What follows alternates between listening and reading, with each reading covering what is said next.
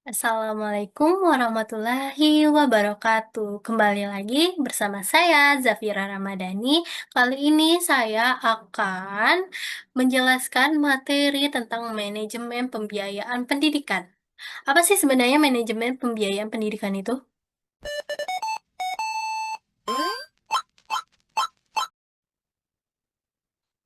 Nah, jadi guys, manajemen pembiayaan pendidikan adalah proses perencanaan, pengorganisasian, penganggaran, pengelolaan, dan pengawasan sumber daya keuangan yang digunakan untuk mendukung sistem pendidikan.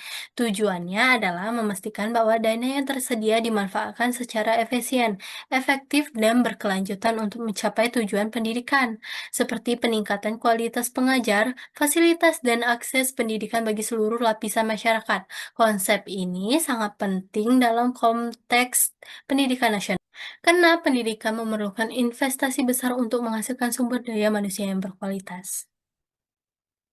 Nah, guys, dalam manajemen pembiayaan pendidikan itu ada definisinya. Definisinya seperti manajemen pembiayaan pendidikan mencakup seluruh siklus keuangan pendidikan, mulai dari mengidentifikasi kebutuhan dana hingga evaluasi penggunaannya.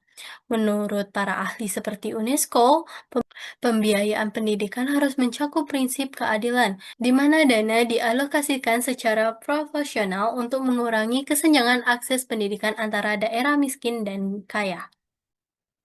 Adapun komponen utama manajemen pembiayaan pendidikan.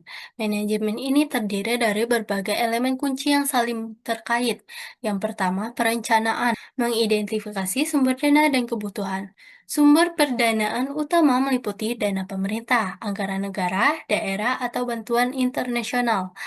Dana swasta, sumber orang tua, CSR, perusahaan, atau investasi lembaga non-pemerintah. Dana masyarakat, biaya sekolah, donasi alumni. Contohnya, perencanaan anggaran sekolah tahunan yang mempertimbangkan inflasi dan pertumbuhan siswa. Yang kedua adalah penganggaran. Alokasi dana ke berbagai pos, seperti gaji guru, sekitar 60-70% dari total anggaran pendidikan. Infrastruktur, bahan terbuka, dan program pengembangan. Metode penganggaran bisa berbasis zero-based, mulai dari nol setiap tahun, atau inkremental penyesuaian dari tahun sebelumnya. Yang ketiga adalah pelaksanaan.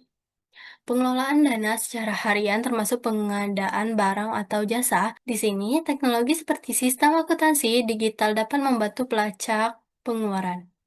Yang keempat adalah pengendalian dan pengawasan. Sinkronisasi dana digunakan sesuai rencana melalui audit internal atau eksternal, laporan keuangan, dan indikator kinerja.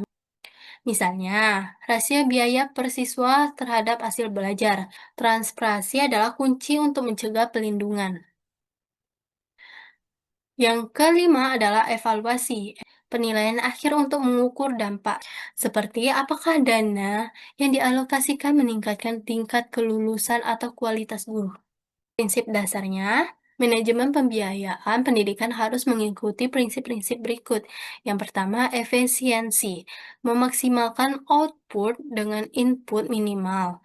Misalnya, mengurangi pemborosan melalui tender kompetitif. Yang kedua adalah efektivitas. Dana harus mendukung pencapaian tujuan pendidikan seperti peningkatan literasi. Yang ketiga adalah keadilan dan aksesibilitas. Prioritas pada pendidikan dasar dan daerah tertinggal untuk mengurangi disparitas. Yang keempat adalah akuntabilitas dan transparansi. Semua pihak, termasuk pemerintah, sekolah, ataupun orang tua, harus bertanggung jawab dengan laporan publik untuk mencegah korupsi.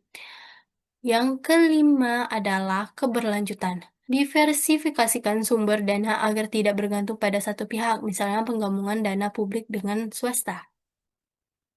Adapun tantangan dalam manajemen ini, yang pertama adalah keterbatasan dana. Di negara berkembang seperti Indonesia, anggaran pendidikan seringkali tidak mencukupi untuk menutup kebutuhan, terutama pasca pandemi COVID-19 yang meningkatkan biaya teknologi pendidikan. Yang kedua adalah ketidakmerataan. Dana lebih banyak mengalir di kota besar, meninggalkan daerah pedesaan yang kekurangan fasilitas.